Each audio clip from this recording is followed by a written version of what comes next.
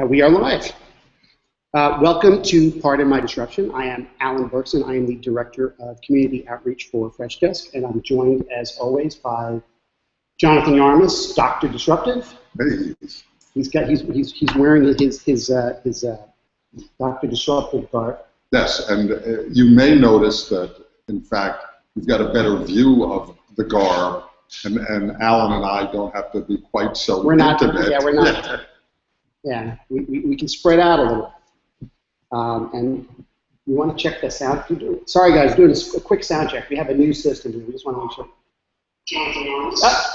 We got sound. Yes. Wow. We will not be doing this show for the hearing impaired. Or lip readers can still continue to read. Right. Yes. Right. So welcome to Pardon My Disruption. We're here the second Friday of every month. Here being. We are broadcasting live with our studio audience from beautiful downtown Stamford, Connecticut. Studio audience? The Stamford Innovation Center, our home for a year and a half. A year and a half. Now, I will point out that if you notice something different on the show this month, it's because Dr. Disruptive is a year older and perhaps a year wiser. That remains to be seen. I think I'm asymptoting. Isn't that what your ex-wife called you? Minus the imtoting. About the latest in. And by the way, full disclosure, I turned in hexadecimal 3C on Wednesday. So we'll pause a moment while you do the math. Yeah, you do the math. It's another decade. Yeah. Yeah, 3C. And it's not 40 or 50, despite my boyish good looks. Abraham Lincoln would say 3 score. and many years ago. Yeah. Three score. No, I've only got 2 kids.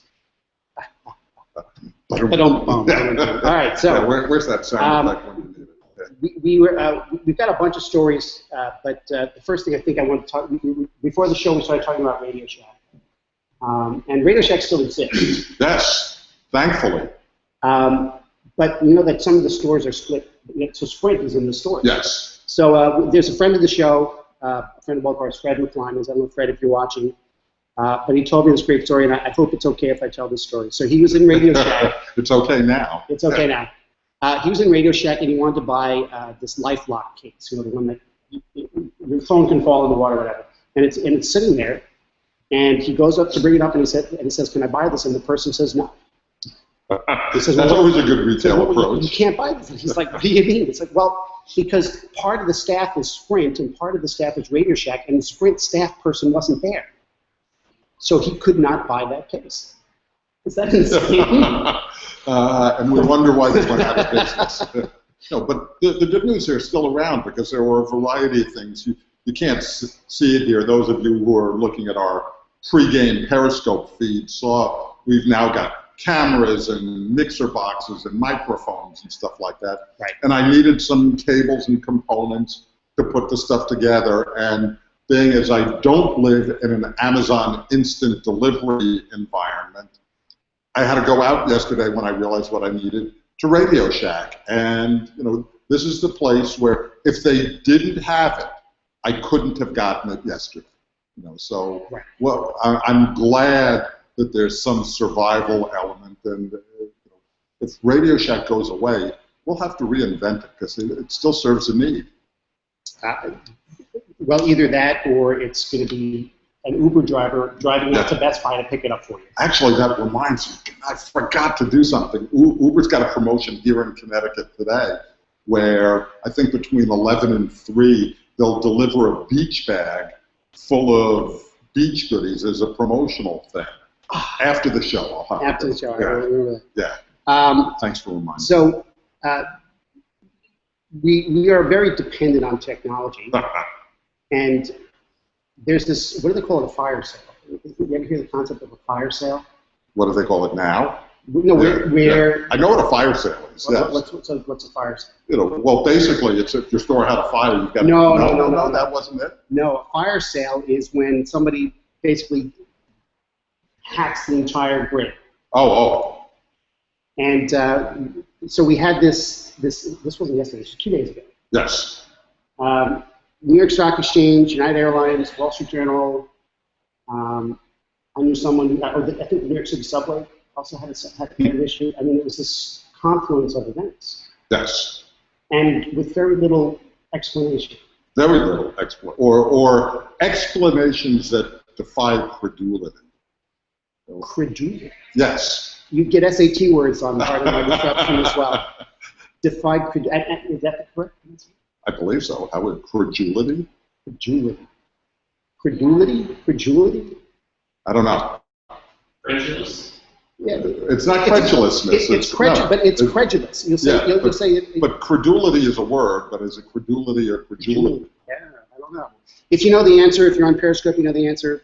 You can't tell us on Periscope because you can't. Maybe you can type the pronunciation. Anyhow, it defies belief. It defies belief. Okay. Yeah, I mean, for instance, the United excuse was something along the lines of somebody kicked the plug out of a router. And either they've got several people who should be not only fired but drawn and quartered, or we're not hearing the entire story. Now, I'm not. I've been in a data center. I've built data centers. Yes. How do you kick the plug out of a router? I know. And even if you do, the fact that there is no, I mean, plug it back in and the system recovers, or that there's some automatic self-healing capabilities. Yes. I know. So that's why I'm saying the explanation defies belief. Although, veracity. Having worked in the infrastructure support business for many years, 99 times out of 100 it was a DNS problem. Somebody messed up the DNS table because that could screw up everything. Yes, but the fact, and again, I guess with my newfound decade, I am becoming more of a crotchety conspiracy theory, seeing things under every rock. The fact that all of these things happened in such close proximity is suspicious. Somebody tested something and said, that works. It works, yes. And we've seen things like this before. There were, probably back 5 years or so now, there was a period of several hours when all of the internet traffic got routed through China. Yes, I remember that. Yes, nothing stopped working, but it all somehow, oops, there was a mistake in said router tables or what have you. And those of you not familiar with the architecture of the internet, it's this loosely distributed network where things go from point to point to point. So they can go in ways that are unpredictable, but they all went through China. And so there are a bunch of things where I'm certainly willing to believe that there are forces mischievous and forces nefarious who every once in a while test things or get in the message sending business saying, if you don't address X, here's what we can do, and they just throw a little monkey wrench into the system. So, or it could be a script kiddie who did oops. Yeah. I mean that's the thing. The system has become so complex and so interdependent that there are perhaps innocent explanations for it. But A, I don't believe the innocent explanations, and B, in the absence of credible explanations from these people about how these problems came about, generally when somebody's lying about things, there's something they don't want us to know. The whole New York Stock Exchange thing, that was really no information. Right. And we still don't know. We don't know. And oh, by the way, generally when they tell you things, I don't believe them either. I mean, we go back to the Sony hack. The Sony hack for a long time, the public story was, those North Koreans. When in fact the story is clearly a little more complex than that, and there likely was some insider help, but it wasn't convenient for Sony to have that component. So it's like, our evidence shows it's the North Koreans. So how many? So the question is, how much canned goods and batteries do we need to stockpile? Yeah, but I mean, that's one of those things where former Gartner analyst by the name of Richard Stenning, released a book about the next war being a cyber war. And when I posted about this book on my Facebook feed, where he was talking about the future, the general prevailing comments were, "What do you mean the future?" Right. That this stuff is going on now. The next global conflagration, another SAT word, is likely not to involve. Which I think you pronounced it correctly. Thank you. Yeah. Yes, I'm more confident about that. Okay. But the next global conflict is likely not to involve guns and bombs, but electrons and wires and things like that. Yeah. And speaking of hacks, you know how if you're a fan of the show, you know that how much we both love Bill Belichick. But I think someone took him to the next level. You're talking about the Cardinals? The Cardinals. Yeah. The 21st century gamesmanship. Yeah, and the interesting thing was, if you would take a single franchise in all of sports, well, what happened? Oh, right. Yeah. Well, go ahead. What happened? The St. Louis Cardinals baseball team here in the States hacked into the computer systems of the Houston Astros, another baseball team, where the rationale was a former Cardinal executive went over to the Astros, and the Cardinals were concerned that he stole intellectual property and/or the computer system. So they were just checking to see if that's in fact what was done. The funny thing, I actually believe the excuse, and the reason why I believe it is. What's the excuse? That they thought the Astros, the former Cardinal executive had gone to the Astros. They thought he had stolen some software and database information. Right.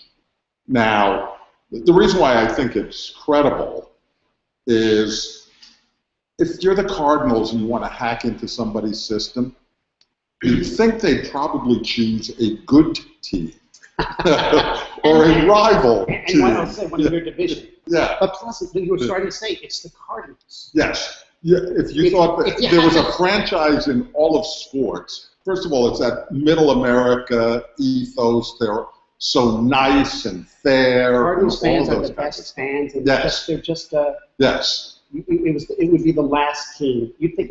If somebody said it was the Yankees, you'd be like, okay. Right. Yeah. Exactly. The Mets aren't smart enough. Otherwise, Yeah. You knew when there was the recent. The FAA apparently came down on 3 football teams for using drones to record their own practice. I was not shocked to find out the Patriots were one of the threat. Of course. Yeah. Not shocked at all. But the Cardinals. But the interesting thing, and sports is one of these old line games that is coming into what they call the sabermetrics, the sports analytics big data era. And I'm sure while this was the first instance, and I believe the innocent explanation, it's just another example of industrial espionage in the age of publicly accessible systems. Were they able to hack in? Did they actually hack in, or was it an inside job? No, they hacked in. They hacked in. Yeah. There was nobody on the Astros side helping. Right. Yeah. They hacked in. And I imagine, when it comes, security oftentimes is a lagging spend in a company, for a variety of reasons. Number one, functionality always comes first. So you're pushing the edge. Number two, and this is an unfortunate but realistic thing. When companies look, how are they going to invest their money? Right. You look and say, okay, has there been lasting damage to anybody because of these hacking initiatives? There's perhaps been occasionally some short-term impact, but Target has come back. They were the one who might have suffered, some immediate impact, but all of the other things, it's gotten to a point where we accept this as the nature of business. companies are largely unable to differentiate themselves based on we're more secure than the next person.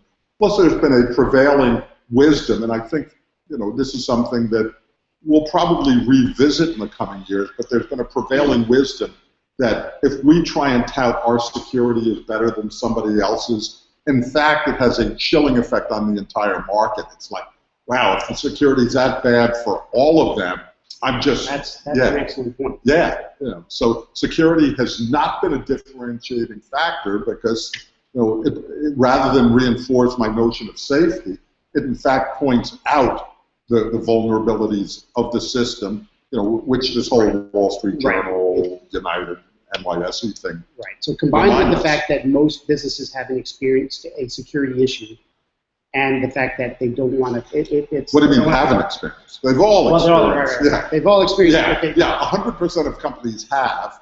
Probably 30% of them know they have. Yeah. Right. But they hacked Kaspersky. Yeah. They hack the people who detect the hacks. Everybody's been involved. You see where the company that provides a lot of the spyware for governments, they themselves got hacked last week. It happens everywhere, and the fact that it's now coming to sports, dovetails with the fact that sports is becoming a more information-intensive industry. It probably began with Moneyball, Billy Dean. That if I can't compete economically, if I can't compete economically, I've got to compete on the basis of information. And I think more and more industries, this is something. There's a side of me that's actually surprised it's taken so long. That the digital componentry of any offering takes on greater and greater value. Look at the transformation of the automobile. It used to be we competed on the basis of mechanics and physics. But it was physics. Right.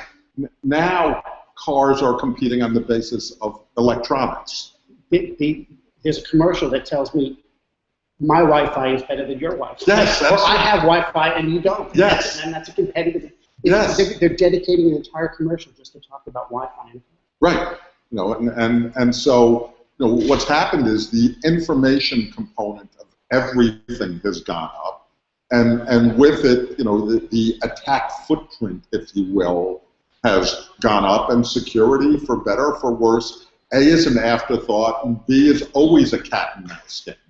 I remember having a discussion with a CIO at IBM, probably in about 1995, 96. And she made the observation at the time, one of the laughable forecasts of, we'll never have our people on the internet widespread because it's not a secure environment. IBM? Yes. Okay. Yes. I made the observation to her that the only secure system is one that has no users. The moment we let in the first user, we've said we're going to accept some level of risk in exchange for the value. What we've gone now today is that we're willing to accept extreme risk because of the intrinsic value we get in return. But that's an equation that is constantly under challenge, and I think we're going to be, when I think about the Gartner hype cycle, and in grand macro schemes, we've been on this headlong rush to connect everything. And the Internet of Things brings that to the next level. We're going to connect automobiles and industrial systems and body parts and what have you to the Internet.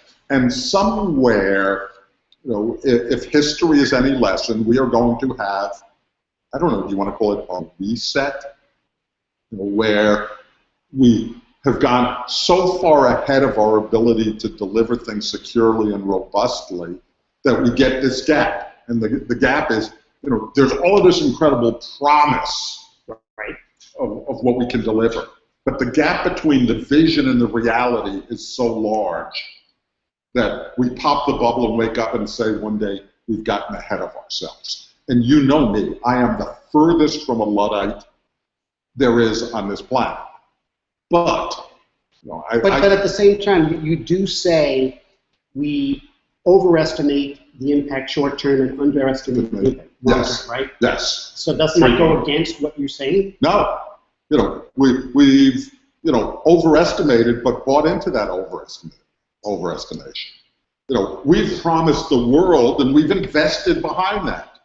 You know, and we're going to have that step back.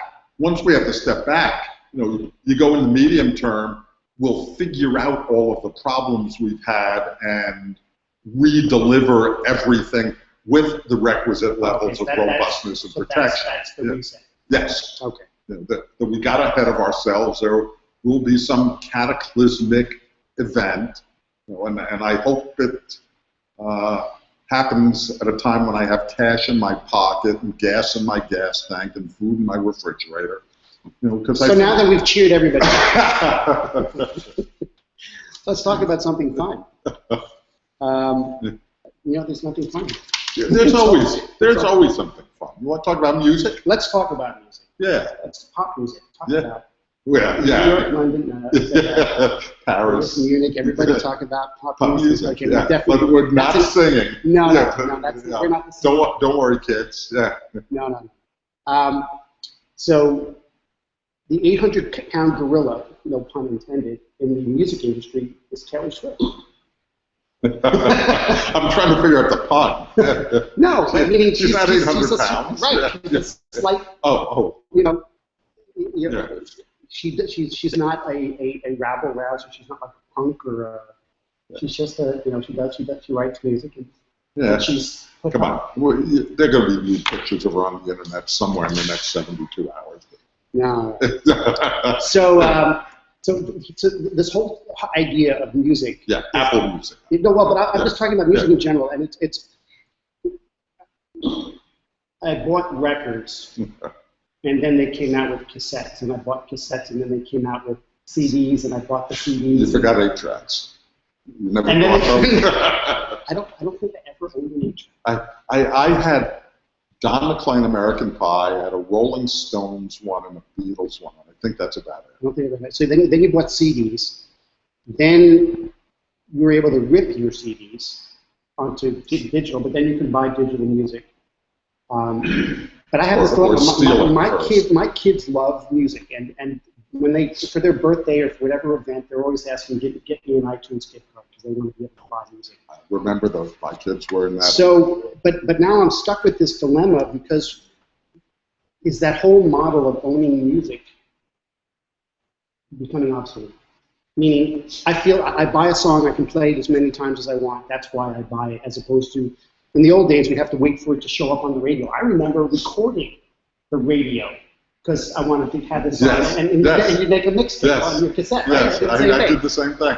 So you have to wait for it to show up. So the whole idea for me... And you hated when the DJ talked over the song. Or when the DJ didn't tell you what the song was. Exactly, yeah. You know, that always bothered me. Yeah. But so growing... Right. Yeah, Shazam. So growing up in an age where I wanted to have control over when I played a song has in my head that I have to own it. I have to have a, for lack of a better word, physical copy of it that I can play whenever I want. But now these, Spotify, now we have Apple Music, all these music streaming services. Where is this going, and what does it mean for the music industry and for just that whole concept of owning? Yeah, there are a couple of things at play here. One is what are the economics of the industry going to be? Because the economics used to be pretty interesting and favorable to some extent for artists, certainly for labels. Right. And that's the big overlay here. What's the role of a record label? It used to be to discover and promote talent. And they used that as a justification for extracting large amounts of the revenue out of the system. Right. That they would force you to buy an album, for $10 or so when you really only knew and wanted one song. Yeah. Absolutely. Yeah. And now what do we have? We have a disintermediation is a term that is grossly overused. And in fact, if you're keeping track, that's the third SAT word. Yeah, and related to that is re-intermediation. There have been opportunities to create new intermediaries. But music is one where we've had a real democratization of music discovery. You know, some of the production values here are courtesy of friend and colleague Adrian Bowles, who last week, was it Adrian, recorded somebody's music session, you know, and put it live on the internet and recorded it, and you know, people watched it and shared it and things like that. And you know, how do you find out about music these days? You find out from your friends. What are they listening to? Because you know which friends of yours have similar tastes. Right. You know, they'll, you know, some small but notable percentage of my social media feed is music they've discovered, an artist right. they like, and things like that. And so we've now got, at the lowest level, people discovering music and expecting to listen to it for free. You know, in the past, that was subsidized, you know, on radio by ad-supported mediums. But we've now got a world where the ad-supported mediums either don't exist or don't generate sufficient revenue to be able to fuel the ecosystem. All right, so the digital analog of radio is YouTube. It's the yes. free, you can listen free, but you have to watch or listen to an ad. Yes. I just wanted to say digital analog. Yeah, with a UE at the end. Yeah. Yeah. So yes. So continue with that. So my kids listen to the majority of the music, and the music discovery is YouTube. Yes. And it's, you know, for us it was a mixtape. For the modern equivalent of a mixtape is a playlist. And my kids will go on and see a playlist for their big Broadway tunes or pop tunes, whatever it is, and that's their music discovery process. You know, I think in some ways the end game, one of the big trends that's going on in the world, you know, enabled by the internet, is subscription businesses. And so there are tons and tons, you know, we're used to this. Brent Lee would be very happy to hear you say that. Yeah, but, you know, I worked for an employer for 10 years, Gartner. What was that? It was a subscription business. Right. And subscription businesses have all sorts of wonderful benefits. Yes. I work for a subscription. Yes. Yes. Subscription businesses have all sorts of wonderful benefits for all of the participants in the ecosystem. Right. You know, the user gets a predictable economic cost, you know, and a reasonable and understandable value exchange. In exchange for this money, I get this set of capabilities. We're used to that in a lot of ways. It's how we've consumed video content since the 70s. You know, my first I got cable service when I moved into Manhattan in 1978. And since then, I've been paying some amount of money every month to a cable company, and I now actually pay multiple players in that ecosystem. So I pay Cablevision, I pay TiVo, I pay Netflix. You know, there are other services that are emerging as subscription services. My favorite is, you know, the Razor of the Month guys. Who would think that razor blades for shaving could be a subscription business? But right. you know. So but getting back to music, yeah. because here's my challenge. So I own, and this maybe, you know, it's the whole sunk cost. I own thousands of dollars worth of music. Yes.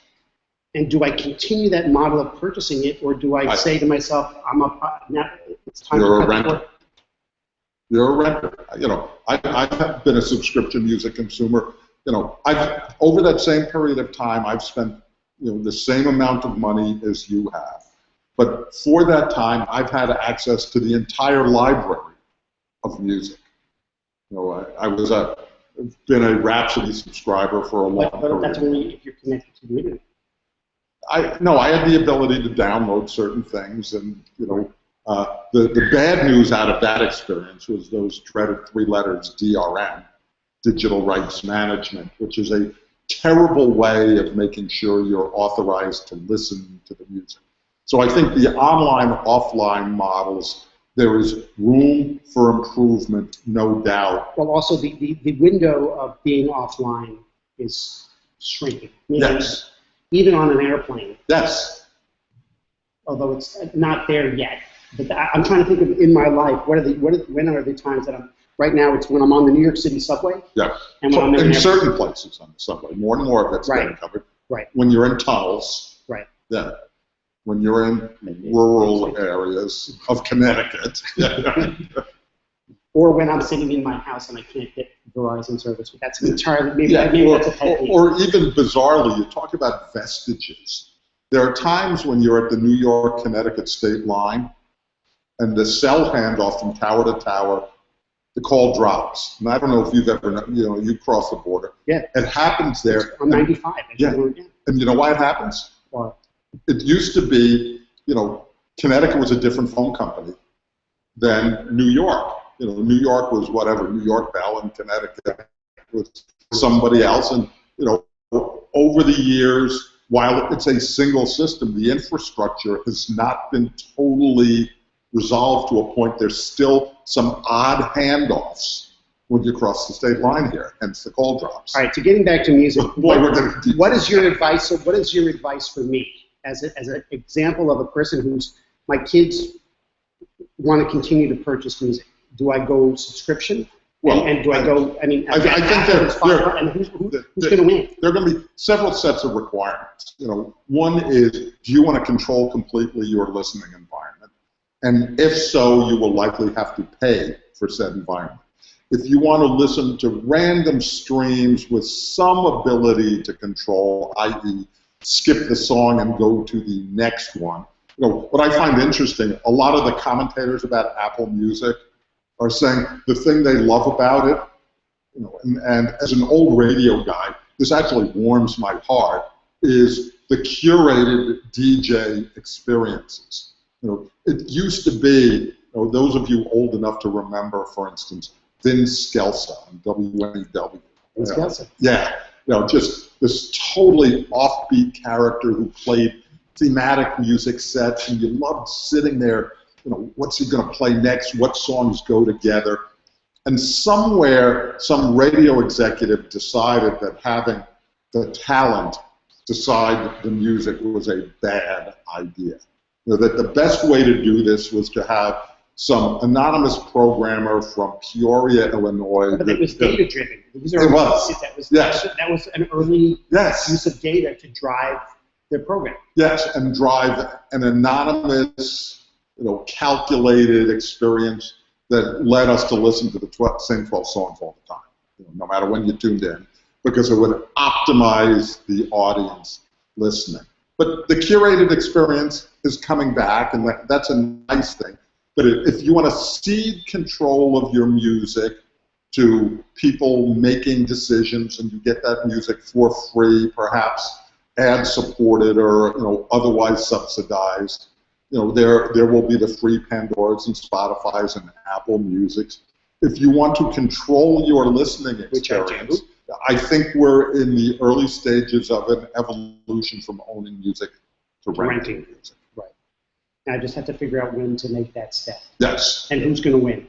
Because, well, the good news, I guess it doesn't matter. Yeah, the good news, yes. There are no particular penalties to guessing because the wrong. flip side is, this maybe is another conversation, I own, for lack of a better term, movies that I've purchased on Verizon, on Amazon, and on iTunes. Right.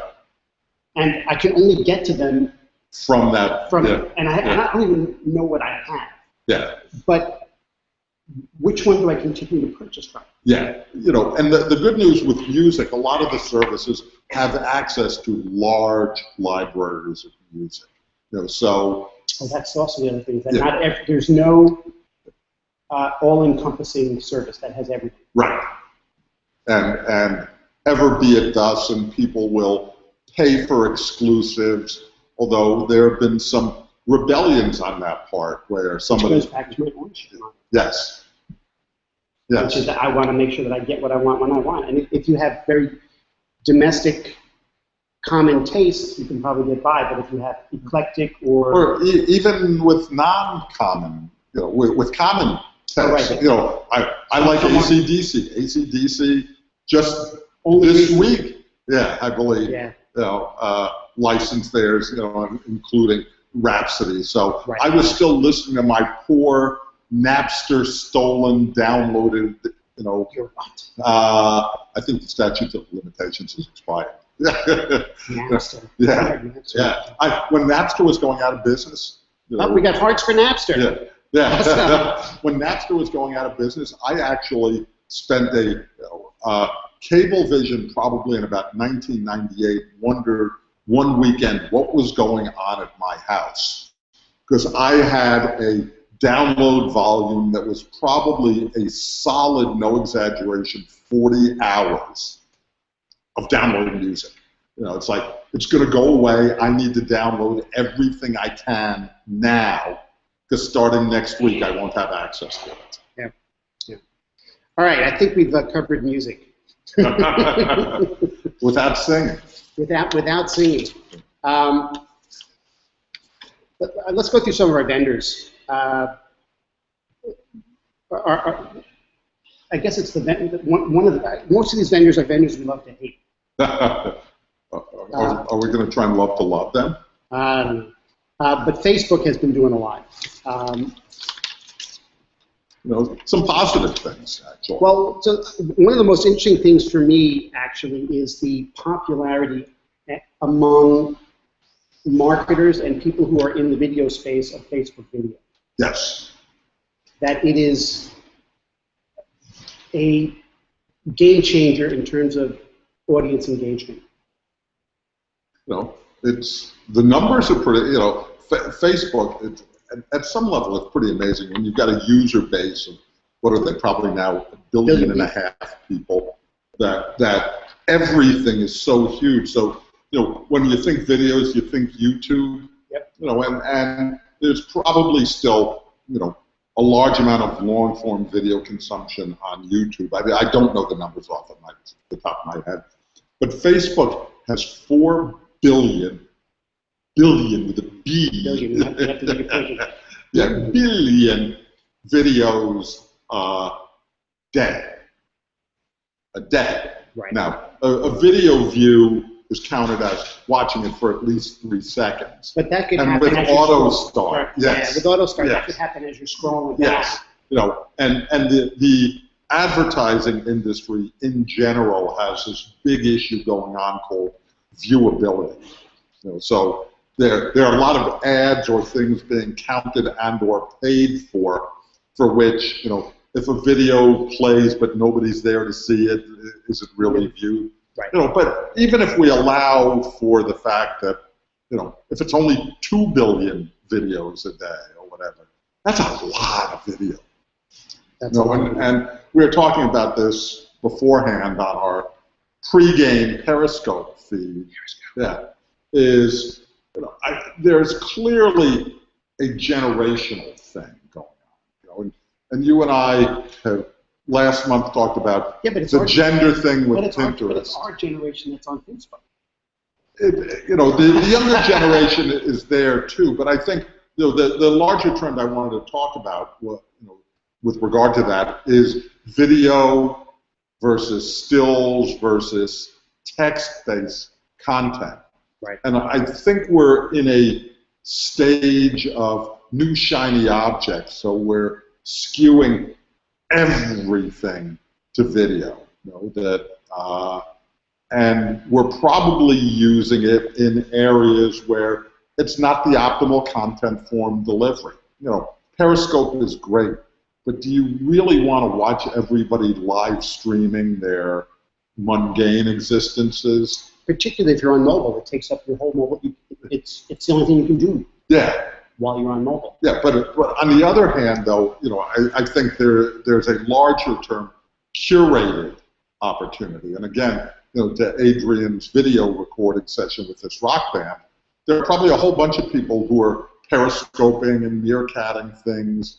And are there, is the future, today you watch a baseball game and the baseball director has at their disposal 15 cameras to see what's going on. And a good director does a good job as opposed to Fox doing postseason, which they're there. Yes. Okay. Yeah. Shout out to Bill Webb, the Mets TV director, who's the man. Yeah. But we're going to get to a world where we're going to have thousands of people, and there will be curators/directors who will be able to live broadcast and/or produce edited highlight things that have incredible amounts of input. But I think video is something where there's so much bad stuff and so much wasted time and so much inability to control the experience as a consumer of video that I want the curated experiences. The consumer experience for video is, we talked about this a little bit before the show, is what's the word? It takes up your entire focus. Yes. So video, you have to watch it at the speed it was created or at the speed that it's being played, and it takes up 100% of your focus in order to consume it. As opposed to audio, which you do have to do the same pace, but it doesn't take 100% of your focus, versus text, which you can so much more efficient. You can multitask, you can skim, you can skip ahead and back, you can browse by quickly. Text is still a really good medium for information consumption. It's just, and we're now going to get in the way these macro societal issues. I think in an attention-starved world, video going, look at me, is easier to command attention. Than text, where it all looks more or less the same. Right. And you actually have to think what a concept to figure out which stuff is important and valuable. Right. Well, aren't we sort of a contradiction in terms of we have a broadcast that's an hour, but we're curating. We're curating for you, so it's a curated broadcast. Yes, and are there issues? Yes, but it's also some of what makes this entertaining. And if that was your point, Jonathan, you keep telling me you're going to blog about this stuff and you haven't. That's right. Guilty as charged, but this is relatively easy. We sit down, we go for an hour, and we're done. And we put in some amount of preparation. No, but I'm on the consumption side. Yeah, but I'm reminded of the Churchill quote. Sorry this is so long, but I didn't have the time to make it shorter. Right. Yeah. But speaking of Facebook, one of the biggest criticisms of Facebook has always been that they curate what you see. That's how come you don't show me everything? How come you don't show me the whole feed? And they've kind of made a change. Did they really make a change? Is it for the better? Well, or did it's just lipstick on a pig? Which is, I think, what they've given you. It used to be, a few years ago, you could go in and basically say, I want to see everything from this individual. I want to see only the important things, or I want to see just random things, or I don't want to see anything. And you had granular control at the individual level. Facebook decided a year or two, or maybe even 3 years ago, that algorithmically they knew better. That they could figure out what you wanted to view by how you engaged with it. So if you commented on people's feeds, they showed you more of their stuff. If you clicked like, and they gave you the ability to say, I don't want to see this. Yes, if the algorithm got guessed wrong, you could disconnect that element from the feed. Right. If you friended somebody, they'd get, oh, it's new. Let's give you more of that stuff. And what happened is, and the algorithm was okay. I still can't get over a friend being a verb. Sorry. But anyway, friend being a verb, Google being, I mean, companies now think about their names in terms of, can we verbify? I just verbified a verb. Yeah. Yes. Well, verb was a noun. Yeah. Yes. No. Verbified verb. Yes. Creating a word. Yes. Verbified. Yeah. But anyhow, what Facebook has realized is we had lost something, that there are people who I may not engage with their content very much, but I want to see the stuff because they're important to me. I get this all the time. I'll run into somebody who I'm friends with on Facebook, and they'll tell me, oh my God, I love all the stuff that you post. Yeah. But they've never clicked like, they've never Right. commented, so that doesn't... Well, this still doesn't address it. You won't know that they're seeing your stuff. No, but how does Facebook address the fact that they've never engaged with it? Oh. And that, I mean, maybe they don't have that many friends, and I'm just living personally in their feed. You have a lot of friends like that, I'm sure. Whereas it was actually really fascinating and humbling. I've got an insane amount of Facebook friends, about 1,700 and change. But on my birthday, and admittedly, it's not a large amount of effort, but over 300 of them took the time to say happy birthday. Right. Yeah, which was really kind of a neat level of engagement. And probably more than clicked like on somebody else's happy birthday. Yes. So you probably got more than 300. Yes, and then what happened is I observed how nice it was, and I said, and the 1,400 of you who didn't, that's okay, I forgive you. And I got another 80 or so likes on that post, and more people adding on. So I probably heard from about 500 right. people, which right, but getting back to the changing. But I don't, which is an incredible reach. But what happened when I looked at that, there are certain people I realized I hadn't seen stuff in their feed, in my feed, in a while, and it's a shame. Or people I used to see all the time disappeared because the Facebook algorithm prioritized people otherwise. Well, they've returned, and you can now go in, and I think it requires several nested layers of clicking to get to it. But you can basically say, I want to see these people's updates in my feed. And well, I'm going to give it a shot. Yeah. And maybe we'll come back next month and talk about it. Maybe we will. All right, it's time for some of our standard monthly, what do we call these? Recurring features. Recurring features. We've got to come up, that's not exactly a catchy. No, it's not. No, yeah. But we have... Pardon my rant. Pardon my rant. Well, speaking of rant, so let's start with pet peeves and your birthday. Yes, pet peeves. Brands, I love the brands. Dear brands. Yes. Good, you can talk about that. Yeah, dear brands. Thank you for thinking. Jimmy Fallon. Yeah. Dear brands. Thank you for thinking of my birthday. Yes. But first, let me give the kudo. Okay. Some of them actually, give me little gifts. Yes, a crant. Yeah. Grant. A kudo rant. I'm writing that one down. Yeah. Grant. Thank you, those brands who gave me something of value. $5 here, $10 there. Right. Some form of free discount. drink or free something. Yeah. Those of you, however, who said, happy birthday, please buy something from us, and use it as an opportunity to just, gee, we've got an excuse to talk to him. Let's market to him. That's not what I call a value exchange. I shared in some way, shape, or form my birthday with you. And in an exchange, you said, here's an opportunity to market to him. He's invited us to ask him to spend money with us on his birthday. There's this engagement is like the billion-dollar word. The brands want to engage with us. And the low-hanging fruit of engagement is your birthday.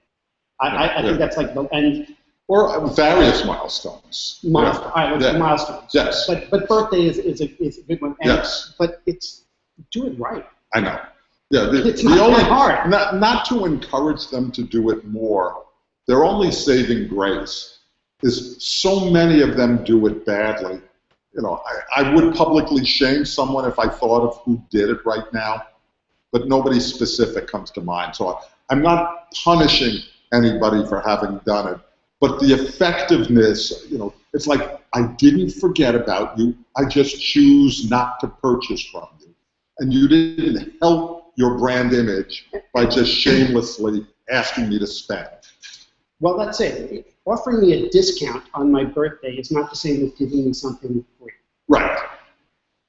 And if you give me an invitation, oh, okay. You know what I'm saying? I think I do. Yeah, look, if you say, here's your birthday, take 5% off. Yeah. No, that's making me spend money that I normally wouldn't have spent, as opposed to say, here's a free coffee, here's a free donut, here's a free... Yeah, but I don't mind the discount thing either. They've given me something of value. Because they expect that you're a customer.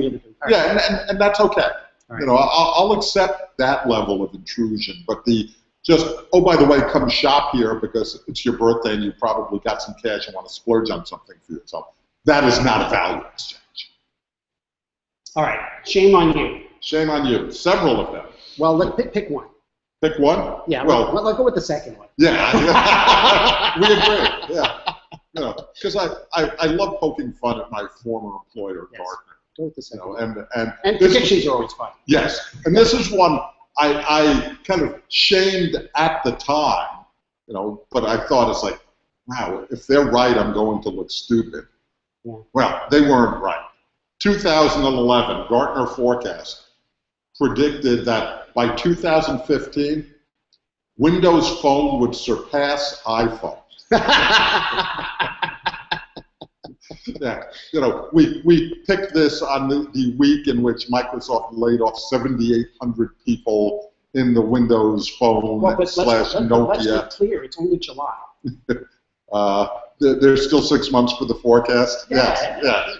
You know, there are certain things. It's like I'm trying to think. I may even be prepared to declare victory now. That even if there was some catastrophic event to occur in Cupertino, such that the Apple Corporation ceased to exist and sold nothing more for 2015. Yeah, you know, just the stuff that's in the pipeline now in inventory. Right.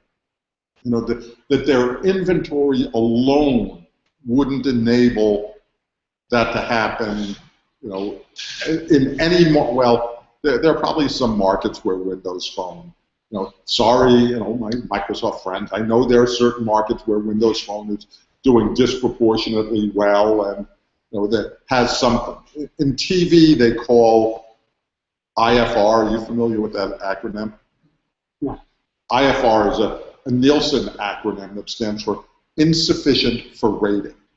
You know, that there are TV programs out there when Nielsen publishes its book, the ratings for that particular show are IFR. Okay. The audience was so small, you know, that Nielsen couldn't ascribe any viewership number to it. You know, so there are markets for which Windows Phone is not IFR, but the forecast, I mean, that one, at the time, I wondered what they were smoking, and given that I live about half a mile now from Gartner, you know, I sniff out the window every once in a while, and you know, no evidence of, you know, any herbal activities there, but that was a head scratcher then and laughable now.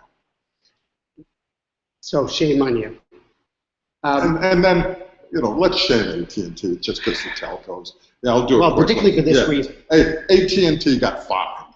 You know, we've talked about this on the show before about it. Yeah, you know, the unlimited data customers. You know, the bane of the telco's existence is unlimited data customers. They've done everything to get rid of them because they now want to, you know, meter data usage because, you know, the airlines industry has taught everybody that overages and additions is a great way to boost your business model. So AT&T, you know, that those people, those few left who had unlimited data plans, they decided they were over-delivering, so what they did was throttle the speed, you know, on those unlimited people. Because the way, you know, the unlimited people got killed was they were consuming large amounts of video. So the way AT&T was going to discourage them from consuming large amounts of data was making it a poor experience. Yes, yeah. Excellent. Yes, yeah. They got caught. They got fined. All right. Kudos. Speaking of bandwidth. You know, my, you know, this is kind of, I was going to say my favorite airline. You know, this is, I'm trying to think of the best politically incorrect, or trying to avoid a politically incorrect analogy. but favorite airline is almost oxymoronic these days. That the airline experience, unless my least hated airline. Yes, but I like them a little more than that. But anyhow, I flew JetBlue out to San Francisco the other week, and number one, I flew their Mint, their new first class experience, which is amazing. Mint? It was Mint experience. Yes, okay. Well, $599, which is is really good, considering my coach ticket would have been $399. The extra leg room would have been $499. So for $599, I got the full reclining, lay flat bed, little tapas style breakfast, even a little sliding door to the aisle. Get to your fast Wi-Fi for free. Fast Wi-Fi. Fast Wi-Fi. Yeah. That you don't have on the phone. No. One, you don't have it fast. Two, you don't have it free. Right. And I don't expect them to retain the free, but the fast was really, a wonderful experience. And when you don't have it fast, those of you old enough to remember the days of 300 baud modems when text kind of creeps across the screen. There are a lot of those watching the whirring ball. This was snappy and it was kudos JetBlue. Yeah. All right. Interesting factoid. I found this one.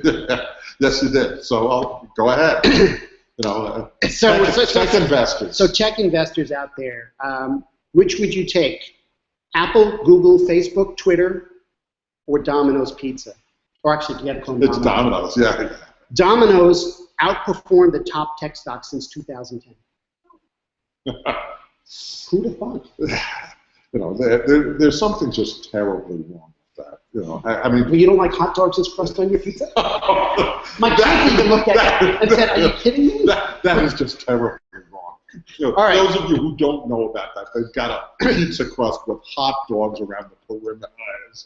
But before we get to quote of the month, no, I just have one point about Apple because there's this the Greek financial crisis, and it just occurred to me that with the interest on their cash in the bank, Apple could have purchased Greece, and they would have had a great place for company outings, right?